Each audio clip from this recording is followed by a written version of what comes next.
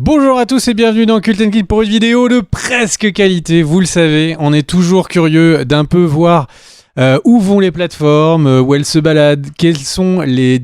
Parce que c'est tout simplement quelque chose qui va avoir un énorme... Est-ce qu'elles sont en forme? Est-ce qu'on peut prendre leur température et de quelle manière?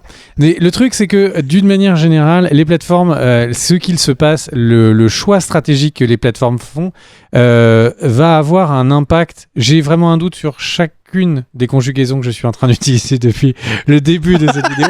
Et donc, en tout cas, le truc, c'est que les plateformes, dès qu'elles font des choix stratégiques, ça a un impact énorme sur les contenus que nous, on va voir souvent assez rapidement. Des séries sont annulées. Cowboy Bebop, malgré sa qualité incroyable en série live action, a été annulé direct parce que le but est d'avoir des séries qui ont un capable et une capacité à avoir des saisons 2, 3, etc. à la suite pour justifier des abonnements. Donc on a des séries, des films qui sont vraiment à l'image de vraies politiques de société, de décisions dans des comités d'actionnaires. Greyman sort ce mois-ci, donc le mois de juillet on enregistre, avec un budget de 200 millions, chose qui était inenvisageable pour ces plateformes il y a peu, tout simplement parce que Netflix a décidé de changer de stratégie, et on va en reparler dans cette vidéo. Et du coup... grand changement de stratégie, gros impact pour nous spectateurs, pour nos budgets, et surtout des petits changements stratégiques ponctuels qui vont changer beaucoup de choses au paysage film et série, et du coup on a envie de vous en parler. Netflix parie de plus en plus sur... Il y a eu pas mal de titres ces derniers temps disant Netflix parie de plus en plus sur ses propres productions, avec une accumulation de films à très gros budget. Le film avec Dwayne Johnson, il y a pas longtemps, il y a Greyman qui sort là avec un budget annoncé de 200 millions. Donc, une politique de la part de Netflix de faire beaucoup moins de films, mais beaucoup plus gros budget. Pas mal de gens annoncent que c'est parce que Netflix se prépare à un nouveau temps de sa vie, qui va être un catalogue qui va s'amoindrir de plus en plus. Et oui, c'est assez logique. Plus il y a Lionsgate, Paramount+, plus il y a des plateformes, plus il y a des grosses sociétés de production qui ont leur propre service de souscription. Plus la problématique, c'est que ils vont avoir les films en exclusivité sur leur plateforme à elles, et pas sur Netflix. Donc Netflix va avoir l'abonnement qui ne cesse d'augmenter, mais à côté de ça, un catalogue qui va mécaniquement s'amoindrir. Donc c'est pour ça que cette semaine ou la semaine précédente, en fonction de quand la vidéo va sortir, il y a Netflix est en train de perdre des films, mais aussi est en train de tout simplement de parier sur de plus en plus des gros films. Vraiment, ils espèrent avoir leur franchise. Quand je parle de franchise, c'est qu'ils essayent d'avoir une franchise de la taille d'un Fast and Furious, donc de quelque chose de très gros. La question qu'on peut se poser, c'est comment font les autres plateformes? C'est quoi la stratégie des autres plateformes, et notamment celle, par exemple, de Amazon Prime? Et là, il y a quelque chose qui est assez intéressant, c'est que c'est quelque chose qui est surtout sur le marché américain, mais qu'on va voir arriver dans pas longtemps. C'est sur Amazon Prime, et bien tout simplement, ils ont fait un petit teasing là, il y a quelques jours sur le fait d'avoir une nouvelle interface graphique. Alors, il y a plein de gens qui ont relayé la news en disant Amazon a une nouvelle interface graphique, c'est très sympa, c'était très moche et ça va être moins moche maintenant. Et en fait, ce qui est intéressant, et c'est ça qu'il faut que tu cherches mon cher Oupi, c'est qu'en fait, en bas à gauche de la nouvelle interface, on voit que Amazon Prime s'est mis à intégrer d'autres services de souscription. C'est-à-dire qu'en fait, Amazon Prime, déjà à l'heure actuelle, et donc tu vas trouver Paramount+, notamment, cher Oupi. Et en fait, le truc, c'est que Amazon Prime, donc ils ont, c'est à 27 secondes, mon cher Oupi. Et le truc, c'est que Paramount Prime, c'est que AMC+, en fait, deviennent des propositions qui s'intègrent, payantes, mais qui s'intègrent au bouquet, en fait, Amazon Prime. Et en fait, on voit que la logique d'Amazon... Oui, mais c'était à 99 cents le Amazon Day. Ces abonnements supplémentaires étaient à 99 cents le mois. Donc, c'est-à-dire qu'en fait, Amazon est vraiment en train de se positionner comme feu les bouquets satellites, où en gros, les gens s'abonnaient à un satellite, ça leur donnait plein de chaînes. Il y avait, si vous abonniez à CanalSat, vous aviez les chaînes CanalSat, puis d'autres chaînes qui étaient elles-mêmes des deals.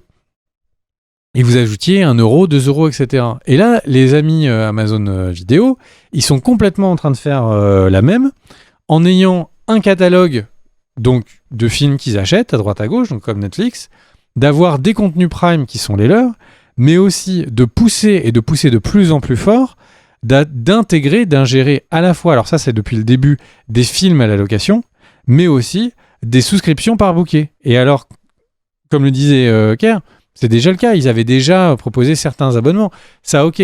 Mais là, on est sur la homepage, et pour fêter tout ça, tout était à $1. Donc ça voulait dire que vous pouviez souscrire à Paramount Plus pour $10 à l'année, enfin $12 à l'année.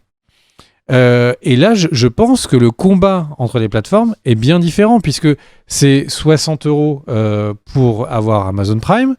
Vous rajoutez, donc vous prenez le jour de Amazon Prime Day ou n'importe quel le Black Friday, etc. Et d'un seul coup, vous avez peut-être 3 ou 4 plateformes pour le prix de l'abonnement le moins cher de Netflix.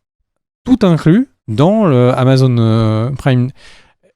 Et je trouve que d'un seul coup, la proposition d'Amazon Prime, qui petit à petit ne fait que grossir, etc., va devenir particulièrement alléchante. Encore une fois, c'est parce qu'on est en train de comparer une société Amazon, qui est une grosse société de la tech, qui bouleverse un peu l'écosystème, à un GAFAM, qui arrive avec le poids d'un GAFAM, qui peut subventionner des abonnements à droite à gauche, qui peut, du coup, pour que les gens sautent le pas, prennent l'habitude de se désabonner de Netflix, qui s'abonnent chez Amazon, et que oui, au final, peut-être les gens se diront, j'ai même pas besoin de Disney+, parce que j'ai déjà plein de films pour enfants, et je peux juste payer $2, $3, enfin 2 ou 3 euros, pour avoir la location des films qui me plaisent des autres services que je voudrais aller chercher.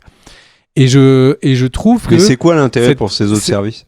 Cette montée, elle est subtile. C'est quoi l'intérêt de ces autres services ? Mais parce que tout simplement, à Paramount+, ça y est, ils ont compris qu'ils n'allaient pas être le deuxième service que les gens vont prendre. C'est énorme, Paramount+.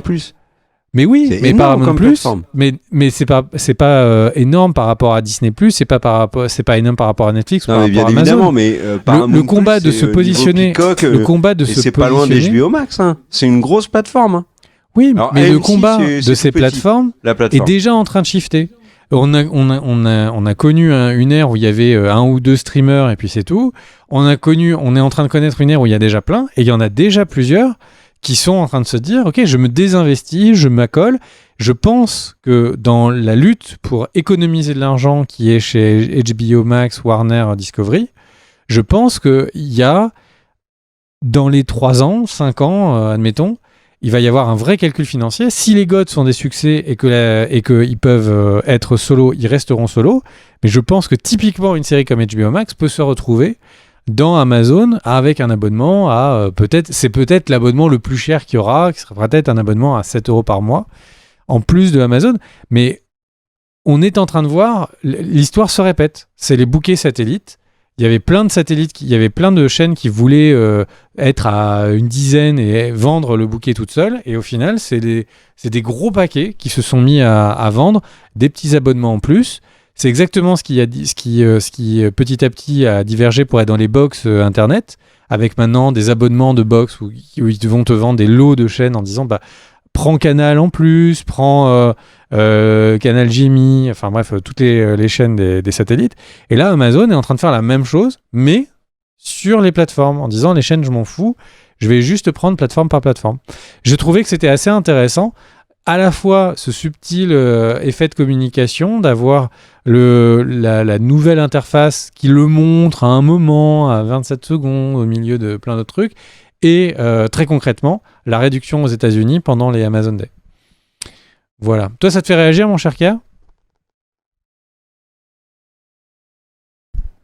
Si Netflix, c'est plus que Netflix exclusif et c'est tout. Est-ce que tu gardes Netflix ?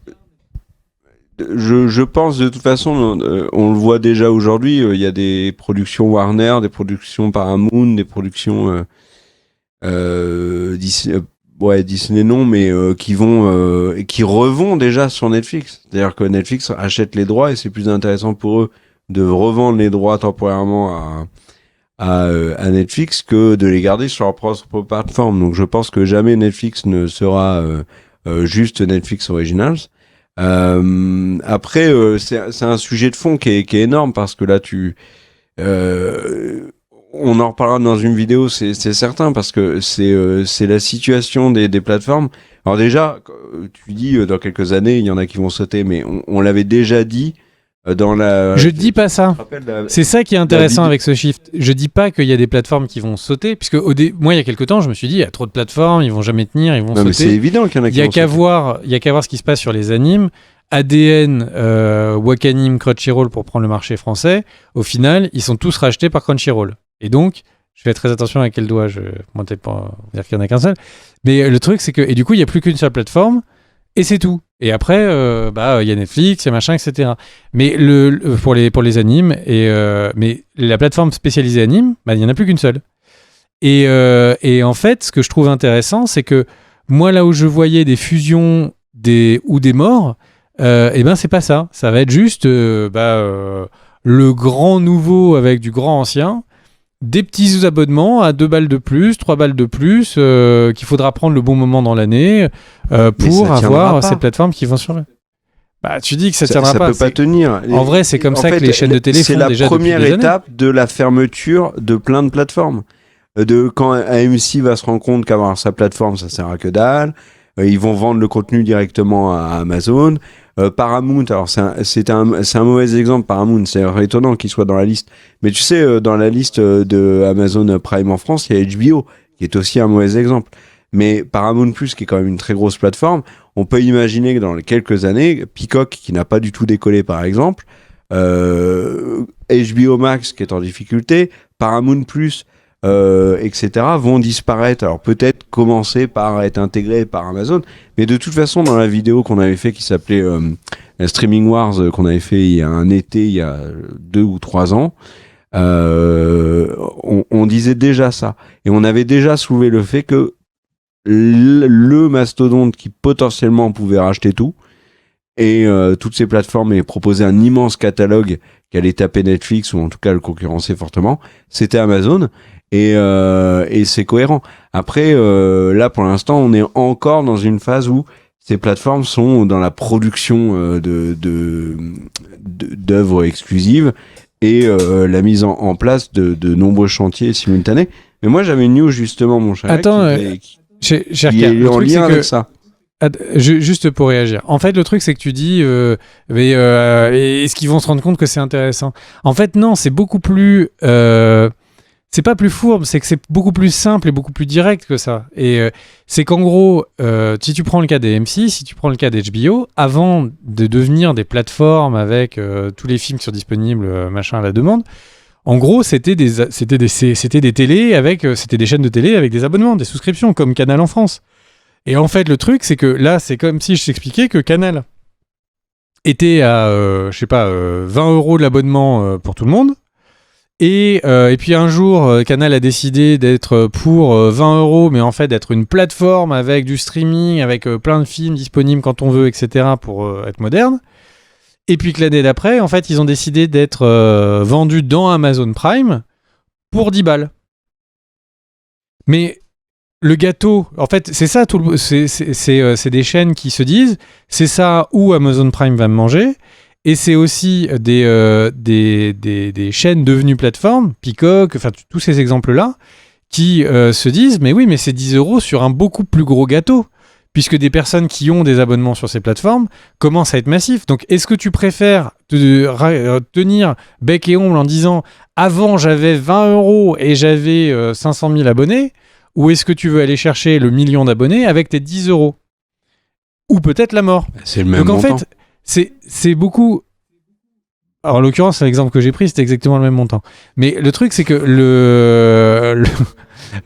c'est là où je trouve que c'est en fait un grand retour. Oui, je sais, les mathématiques, tout ça. Mais le truc, c'est que... Et en fait, c'est ça que je trouve très marquant avec Amazon Prime, c'est que... on a perdu Kerr. c'est qu'en fait, c'est juste un pur et simple retour. Netflix va tout changer. En fait, non. Netflix, c'est juste que nos habitudes de consommation ont changé. On va plus regarder des chaînes de télé linéaires hachées avec des pubs. On va juste regarder quand on veut les films et où on veut. Mais on va payer des abonnements. Tout va revenir dans une économie qui est bien connue de ces plateformes. Là où il y a peut-être une différence, c'est que Paramount n'était pas une chaîne de télé. Et donc, en fait, les gros producteurs de contenu vont avoir la capacité de vendre en direct, enfin vendre via la plateforme Amazon, via ce proxy, de vendre à toi, spectateur, si tu aimes bien telle ou telle licence. Oui, mais Paramount vendait déjà aux chaînes de télé. En fait, Amazon va remplacer CBS, la Fox, NBC et compagnie. Mais c'est intéressant. Exactement, pour se rapprocher plus directement du consommateur. Oui, enfin, bon, t'étais déjà proche quand t'étais sur une chaîne de télé que tout le monde avait en hertzien à l'époque. Mais et là, la marque est plus forte. Les gens s'abonnent à Paramount+, ils s'abonnent pas à CanalSat 3 pour voir un film de Paramount une fois par 2 semaines. Ouais. Mais voilà, donc en tout cas, un shift du marché, un shift du marché que je trouve assez intéressant. Cette streaming war n'est vraiment pas finie. Et du coup, j'avais vraiment envie donc, qu'on fasse cette vidéo comme ça pour un peu développer avec R sur ce sujet. C'est toutes petits indices mis à droite, à gauche, etc. sur ce développement de cette économie. Et moi, je le trouvais assez intéressant. Est-ce que tu veux clôturer cette vidéo spéciale Streaming War Evolution et non pas Dragon Ball Evolution d'une manière où tu disais que tu avais peut-être une news en rapport ou c'est plutôt sur la vidéo il y a un truc que ça a sa place.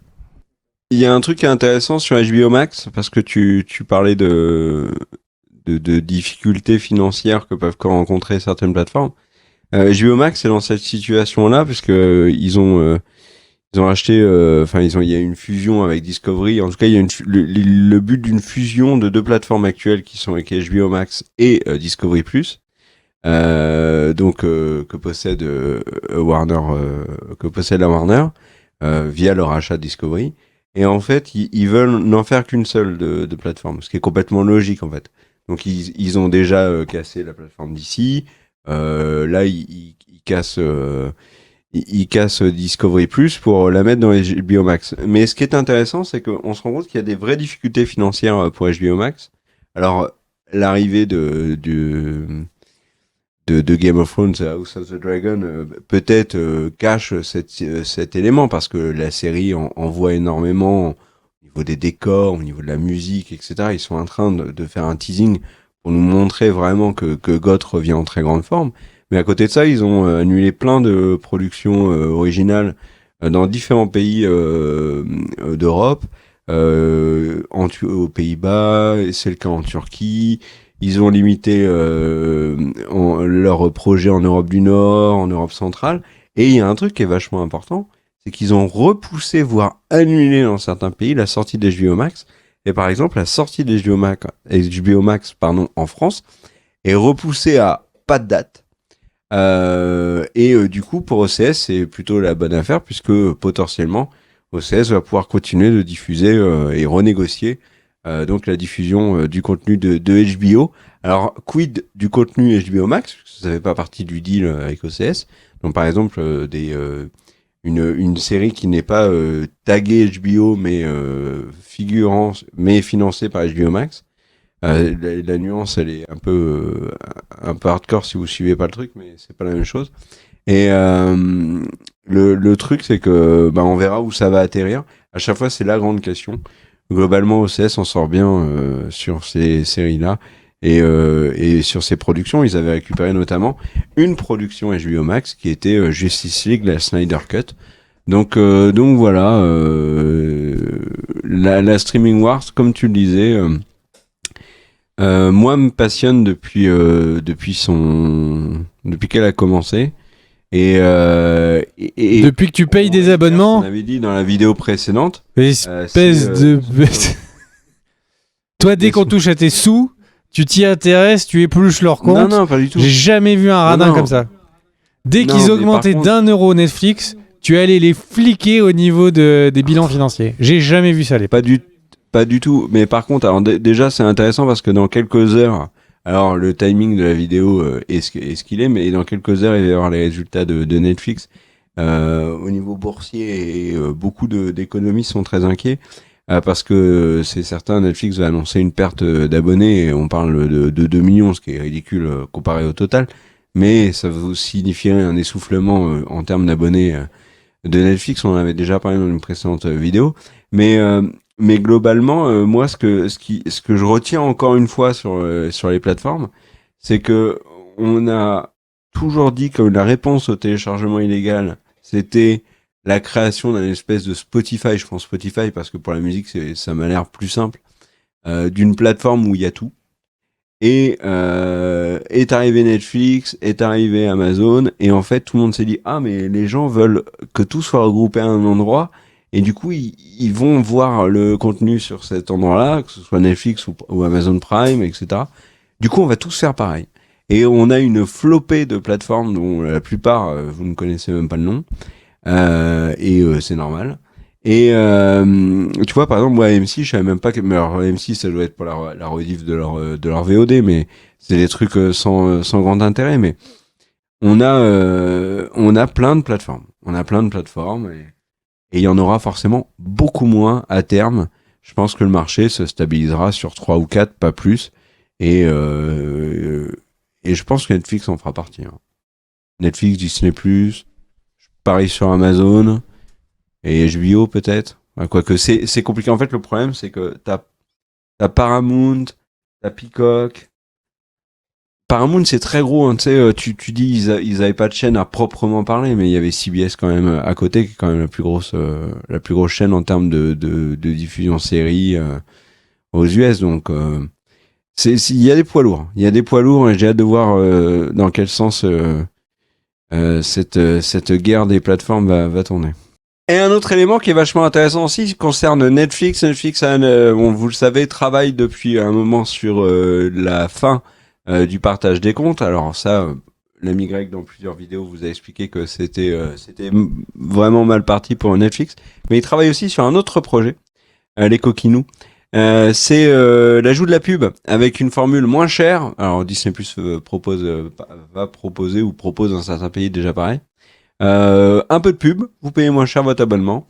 Voilà, et le projet avance vraiment puisque Netflix est associé avec Microsoft pour donc sortir la pub sur sa plateforme.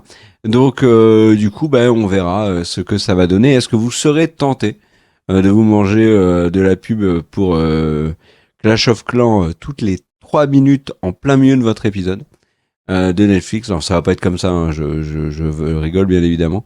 Mais vous nous direz si vous êtes tenté. Moi, c'est pas possible, pas envisageable. Mais on verra. Tu veux conclure la vidéo, mon cher Greg ?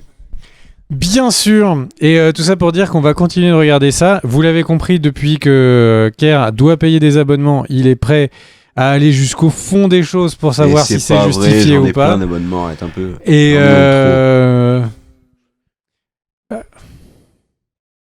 moi, je t'ai jamais vu payer l'addition, par exemple.